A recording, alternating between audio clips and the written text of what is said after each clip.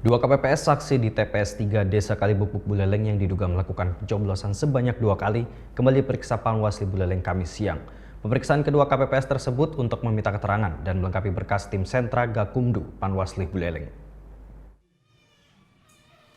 Tim Sentra Penegakan Hukum Terpadu Panwasli Kabupaten Buleleng kembali meminta keterangan terhadap kedua petugas KPPS yang diduga melakukan kecurangan saat pencoblosan 15 Februari kemarin.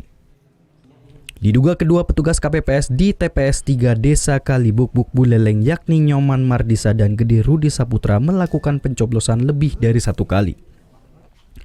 Pemeriksaan ini dilakukan untuk mengklarifikasi keterangan tambahan terhadap keduanya. Pemeriksaan langsung dilakukan oleh penyidik dari Polres Buleleng dan Panwasli Kabupaten Buleleng.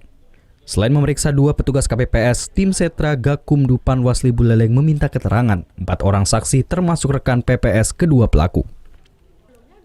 Dari hasil pemeriksaan ini nantinya akan diketahui apakah kedua pelaku pencoblosan lebih dari 1 kali tersebut melakukan unsur pidana yang dilaporkan. Putu Sugiardana menjelaskan jika memenuhi unsur pidana, kedua petugas KPPS tersebut akan dikenakan hukuman pidana yang cukup berat.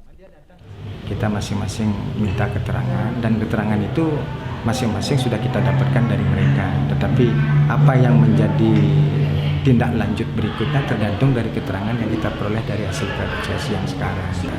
Mudah-mudahan saja nanti apa yang kita dapatkan dari klarifikasi ini ada titik terang lah.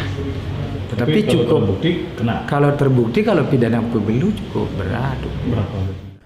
Pasca terjadinya kecurangan di satu TPS di Kecamatan Buleleng ini dinilai mencederai pelaksanaan Pilkada Buleleng yang berjalan aman dan damai.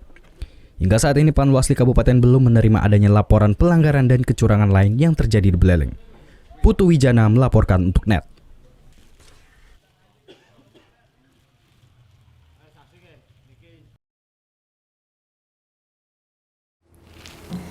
Udah selesai kan nontonnya? Nah, jadi jangan lupa buat like, komen, dan subscribe ya.